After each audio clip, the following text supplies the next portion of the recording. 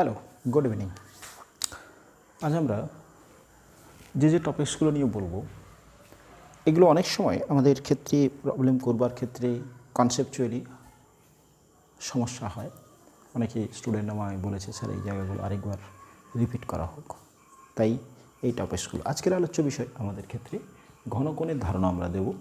2, গাউসের উপপাদ্য আমরা প্রমাণ করব সিজিএস এবং এসআই পদ্ধতিতে। 3, সিজিএস পদ্ধতিতে অসীম পাতের ক্ষেত্রে ক্ষেত্রপ্রবল নির্ণয় করব, যা কিন্তু আমরা সিজিএস পদ্ধতিতে ছাড়া এসআই পদ্ধতিতে আমরা একটা ভিডিওতে করে দেখিয়েছি।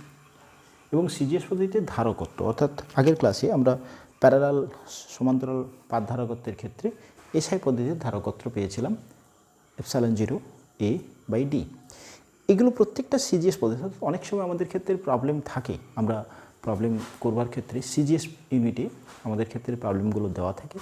সেক্ষেত্রে আমরা কিভাবে এই প্রবলেমগুলো করব সেটা একটা ডিডাকশন অর্থাৎ তার ইকুয়েশনগুলোর ক্ষেত্রে আমাদের একটু সমস্যা সৃষ্টি হয়। তাই এই বিষয়গুলো নিয়ে আজকে আলোচনা করছি। আশা করি ক্লাসটা ঠিকঠাক চলবে। ওকে, চল প্রথমত আমরা ধারণা দিই ঘনকোণের ধারণা। ফার্স্ট অফ অল আমরা তলীয় কোণ কাকে বলি? দুটি সরলরেখা যদি এক বিন্দুতে মিলিত হয় তখন যা সৃষ্টি করে সেটা হচ্ছে গিয়ে তলীয় কোণ। আচ্ছা, এবার ধরো একটা ক্ষেত্র, তল, একটা পাত, একটা গোলীয় পাত। এই গোলীয় পাতটার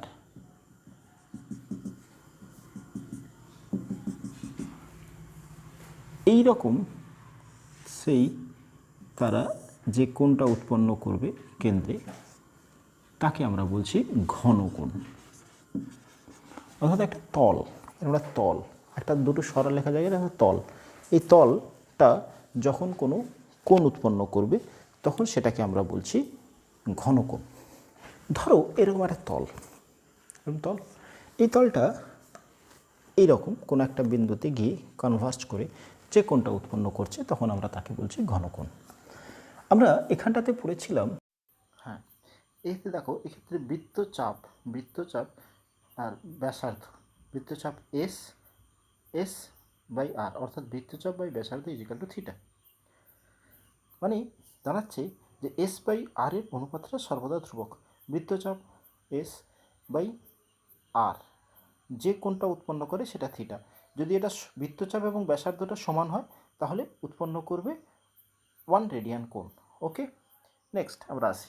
এক্ষেত্রে কী হবে? এক্ষেত্রে এর যে ক্ষেত্রফলটা, এই ক্ষেত্রটা এবং এর ক্ষেত্রফলটা এবং এই যে দূরকটা যতটা কেন্দ্র, এই যে এটা তারা কি না দূরক, এই দূরকটা এই ব্যাসার্ধের অর্থাৎ কোন জায়গাটাতে কোণ উৎপন্ন করছে, এই ক্ষেত্রের যে ব্যাসার্ধ ধরো আর, সেটা কোণ উৎপন্ন করছে, এর অনুপাতটা এর ক্ষেত্রফল বাই r² ইজিক্যাল টু ঘনকোণ। এটাকে আমরা এরকম দিয়ে প্রকাশ করতে পারি, ওমেগা দিয়েও অনেক সময় আমরা প্রকাশ করি, এরকম হয়েছে। অর্থাৎ দুটি সরলরেখা যখন কোণ উৎপন্ন করছে তাকে আমরা বলছি তলীয় কোণ। যখন একটা তল যখন কোনো বিন্দুতে কোণ উৎপন্ন করছে তাকে আমরা বলছি ঘনকোণ। ওকে, নেক্সট আমরা তাহলে পেলাম যে একটা তল যে কোণ উৎপন্ন করে তার তলের ক্ষেত্রফল বাই r², অর্থাৎ তার কেন্দ্রের ব্যাসার্ধের অনুপাতটা স্কোয়ারের সর্বদা ধ্রুবক হয়। সাপোজ ধরো আমি এরকম একটা তল বলছি, এই তলটা যে কেন্দ্রে কোণটা উৎপন্ন করছে তার মানটা নির্ণয় করছে। এই তলের ক্ষেত্রফলটা কত? S/r²। কত কোণ উৎপন্ন করবে? এই তলের ব্যাসার্ধটা যদি r হয় তাহলে ক্ষেত্রফলটা হচ্ছে 4πr²/r², that is is equal two 4π। কত কোণ উৎপন্ন করছে? 4π কোণ উৎপন্ন করছে। এটাকে আমরা 4π, এটাকে বলি স্টেরেডিয়ান। ঘনকোণের ইউনিটটাকে আমরা স্টেরেডিয়ান বলি। হয়েছে, ঘনকোণের ধারণা ক্লিয়ার হলো। এবারে আসছি আমরা গাউসের উপপাদ্য প্রুভ। গাউসের উপপাদ্যটার ক্ষেত্রে আমরা কি পড়েছিলাম? গাউসের উপপাদ্য পড়েছিলাম যে phi is equal two integration E.ds, অর্থাৎ একটা ক্ষেত্র প্রাবল্য এবং ক্ষেত্রের ডট গুণনটা ফ্লাক্সের সাথে সমান হয়। হচ্ছে। আচ্ছা, এক্ষেত্রে একটি ধারণা দেওয়া যাক। ধরো এই একটা তল, এই তল এইভাবে লম্বভাবে যে কোণটা উৎপন্ন করেছে, সাপোজ এই তলটা লম্বভাবে নেই, এই তলটা এই বিন্দুতে একটু কোণ করে আছে, এরকম করে থাকে, তাহলে এক্ষেত্রে কতটা কোণ উৎপন্ন করবে? আমি বলছি এই যে তলটা, এই তলটাকে আমি নাম দিচ্ছি এ সি, আর যেটা কোণ করে আছে সেটাকে আমি নাম দিচ্ছি এ বি। এই দুটো কোণের মধ্যে, দুটো তলের মধ্যে অ্যাঙ্গেল আমি ধরলাম থিটা। আমরা পড়েছি একটা তলের স্কেলার ক্ষেত্রফল, স্কেলার না ভেক্টর রাশি, স্কেলার না ভেক্টর রাশি, ভেক্টর রাশি, অভিমুখটা কোন দিকে? না সে বিন্দুতে লম্ব বরাবর।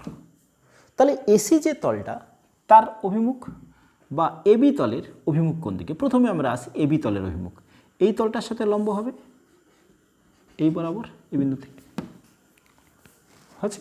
আচ্ছা, এই তলের সাথে এর লম্ব উপাংশ করি একটা, তাহলে এই লম্ব উপাংশটা কত হবে? এটা যদি ক্ষেত্রফলটা আমরা ধরে নিই ডিএস হয়, তাহলে এই বরাবর উপাংশ কত হবে? ডিএস, এই অ্যাঙ্গেলটা হচ্ছে theta, DS cos of theta. একটা ভেক্টর তার থিটা অ্যাঙ্গেলে কোন এটা হচ্ছে কি, ক্ষেত্রটা হচ্ছে কি ডিএস কস থিটা। এবারে বলছি এইখানে যে কোণটা উৎপন্ন করছি সেটা কোন ক্ষেত্রে? এই ক্ষেত্র ডিএস ড্যাশ ধরো।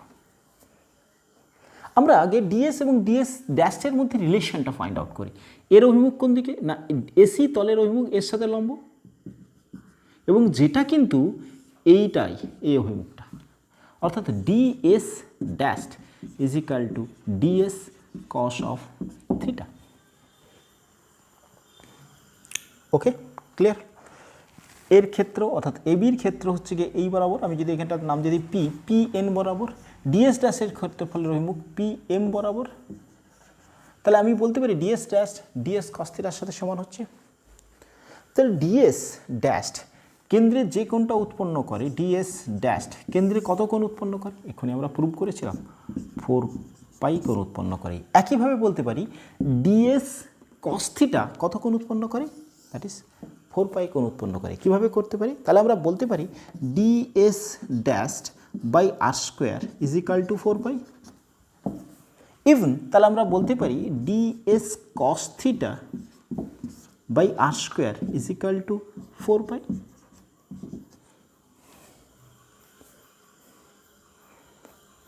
ক্লিয়ার হলো? এই কনসেপ্টটা এতটা পর্যন্ত ক্লিয়ার হয়েছে? চলো, আচ্ছা এবারে এখানটা ক্লিয়ার। এবারে দেখো আমরা কি বললাম, ই, হ্যাঁ ক্লিয়ার এতটা। এবারে বলছি ই এর ভ্যালু, ফ্লাক্স আমরা বলছি ই মানে কি? Q by 4 pi epsilon 0 of R square. কোন পদ্ধতিতে? এসে পদ্ধতিতে হচ্ছে ইন্টিগ্রেশন ছিল।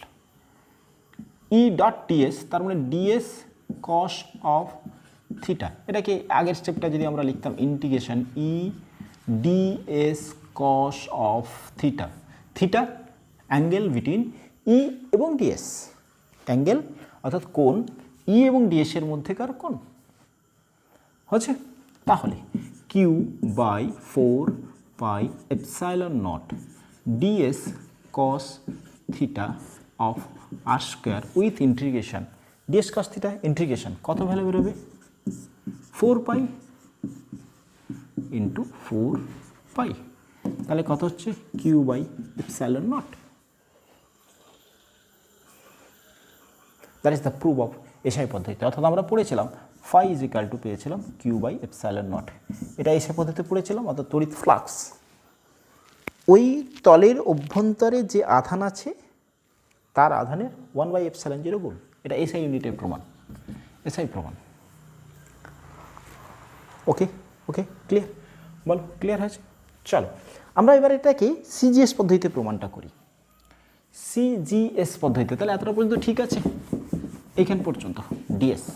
এবারে বলছি কি না, আমি বলছি ই সিজিএসে ই কত হবে? ই সমান হবে, আমরা বলি Q by K R square, প্রবৃদ্ধি ধ্রুবক কে আর স্কোয়ার। সিজিএস পদ্ধতি আমরা এসআই পদ্ধতিতে লিখেছিলাম E is equal to Q by 4πε0 r square, তাহলে কিউ আর স্কোয়ার।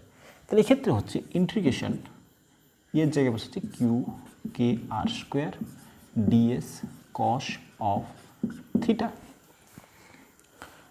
ইন্টিগ্রেশন তার বাইরে নিয়ে এলাম D S cos of theta by R square, that's value is 4π k into 4π। তাহলে আমরা কি পেলাম 4π বাই কে ইন্টু কিউ। তাহলে সিজিএস পদ্ধতিতে গাউসের উপপাদ্য কী বেরোলো, phi is equal two 4π by k into q. এটা এসআই পদ্ধতিতে কী বেরিয়েছিল, এসআই পদ্ধতিতে বেরিয়েছিল phi is equal to Q by epsilon naught. এটা যদি এপসাইলন জায়গায় আমরা যদি এপসাইলন আর এপসাইলনও বলতে পারি, এপসাইলন হতে পারে মাধ্যমের। ক্লিয়ার হয়েছে এতটা? ওকে, এই কনসেপ্টটা ক্লিয়ার হলো। তাহলে আমরা পেলাম, এখানে লিখে রাখছি আমরা, ফাই ইজ ইকাল টু পেয়েছি কিউ বাই এপসাইলন বা এপসাইলন 0, আর এসআই পদ্ধতিতে পেলাম ফাই ইজ সিজিএস পদ্ধতিতে পেলাম 4π by k into q. Okay, note down করো। হচ্ছে চলো এখান পর্যন্ত। এ দুটো প্রমাণ অনেক সময় আমাদের বোর্ড এক্সামে দেওয়া হয় যে গাউসের উপপাদ্যের প্রুফ। ওকে, নেক্সট ফার্স্ট ধারণা হয়েছে গাউসের উপপাদ্য প্রমাণ হলে। নেক্সট আমরা আসছি 3 নম্বর, অর্থাৎ সিজিএস পদ্ধতিতে। আমরা গত দিন যে ভিডিওটা দেখিয়েছিলাম তার পরের পার্টটা আমরা দেখাচ্ছি, শুধু সিজিএস পদ্ধতিটা করে দেখাচ্ছি। আমরা এই ভিডিওটা দেখে নেবে, এর জন্য যে ভিডিওটা ছিল আই বাটনে থাকবে, আই বাটনে দেখবে। শুধু ডিডাকশানটা কেমন চেঞ্জেস হচ্ছে সেটা আমি দেখাই, ডিডাকশানটা চেঞ্জেস। এটা ছিল একটি সমতল পাত, তার জন্য আমরা গোলক আমরা চোঙ কল্পনা করেছিলাম, যতটা দূরত্বে অর্থাৎ টুয়াইস আর দূরত্বে দিয়ে বেরিয়েছিল কি ফাই ইজ ইকাল টু বেরিয়েছিল ই ডট এ, অর্থাৎ 2a বেরিয়েছিল ইজ ইকাল টু, যদি সিজিএস পদ্ধতিতে লিখি তাহলে কি বেরোচ্ছে 4π by k into q. Q তো জানি না, কিউটা কীভাবে করেছিলাম, এটা যদি আধানে আহিত হয় তাহলে কিউ সিগমা সমান বেরিয়েছিল কিউ বাই এ, তাহলে কি বেরোচ্ছে q is equal to sigma of A. তাহলে এখানে লিখছে সিগমা অফ এ বেরিয়েছিল ফাই, মোট ফাই, টোটাল ফ্লাক্স বেরিয়েছিল ই ডট এ, অর্থাৎ এই পাথটার জন্য এবং বাকি এই তলটার জন্য ছিল না, তাই বেরিয়েছিল 2 অফ ইয়ে। তাহলে ই কত বেরোচ্ছে, ই বেরোচ্ছে দেখো 2π বাই কে ইন্টু সিগমা। হয়েছে? আচ্ছা, এটা হলো আমরা পেলাম, কি পেলাম, ই ইজ ইকাল টু পেলাম 2π বাই কে ইন্টু সিগমা।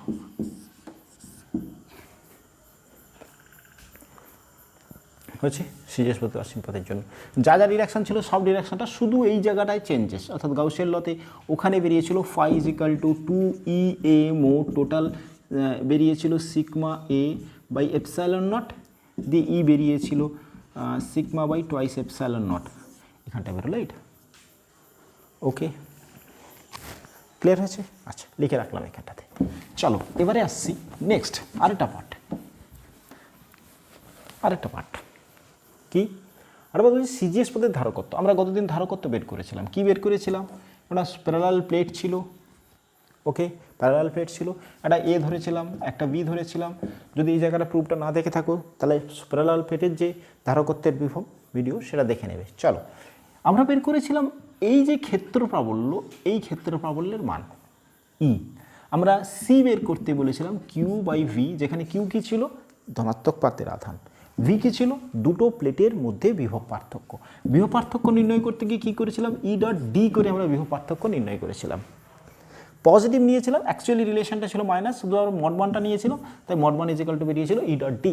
এবারে এই ক্ষেত্রে আমরা ওখানে ইটা কত বসিয়েছিলাম, এক্ষেত্রে ইটা কত বসাচ্ছি। চেঞ্জেস কী হচ্ছে ওই ভিডিওটা না দেখলে কিন্তু এই জায়গাটা ভিডিওটা একটু ফাস্ট বলছে, যেটা তোমাদের ক্ষেত্রে সমস্যা হবে। শুধু কনসেপ্ট এইগুলো ধারণা থাকলে এই জায়গাগুলো আমাদের কনসেপ্ট ক্লিয়ারের এটা একটা ছোট্ট ভিডিও। চলো তাহলে ই কী ছিল, ই কীভাবে বের করেছিলাম, ই বলেছিলাম এরকম দুটো প্লেট যে কোনো বিন্দুতে, এটা পজিটিভ আধানে এটা নেগেটিভ আধানে, চলো ই এর বিভব এর জন্য কোন দিকে, এদিকে, এর জন্য কোন দিকে, সেম এদিকে, তাহলে ই কত বেরোচ্ছিল, সিজিএস পদ্ধতিতে বলছি, ই কত পেয়েছি সমান 2π/k into sigma plus 2π/k into sigma, অর্থাৎ এ বি দুটো পাত, এর পাতের যে কোনো মধ্যবিন্দুতে ক্ষেত্রফল বেরোচ্ছে 4πk ইন্টু সিগমা। তাহলে ভি কত, mod of V is equal to, এদের পাতের মধ্যে দূরত্ব ছিল ডি, তাহলে mod of V 4π/k into sigma into D. Okay, next C is equal to Q by V, তাহলে কিউ এর ভ্যালু কত বেরোচ্ছে, কি এর ভ্যালু কত বেরোচ্ছে, কি এর ভ্যালু বেরোচ্ছে আমরা যদি লিখি sigma of A, sigma A, V কত 4π সিগমা ডি, ওপরে উঠে যাচ্ছে কে, 4π সিগমা ডি বাই কে, তাহলে সিগমা সিগমা কেটছে, তাহলে থাকছে কে এ বাই 4π ডি। ধারকত্ব বেরোলো দেখো, C is equal to K A by 4π D.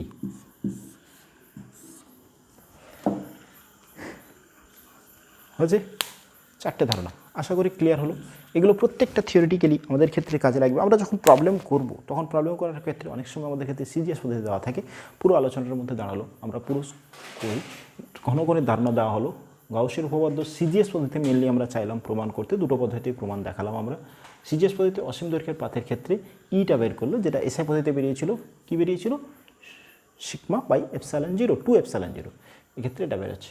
CGS পদ্ধতিতে ধারকত্ব বেরোচ্ছে K A by 4π D. Okay, thank you.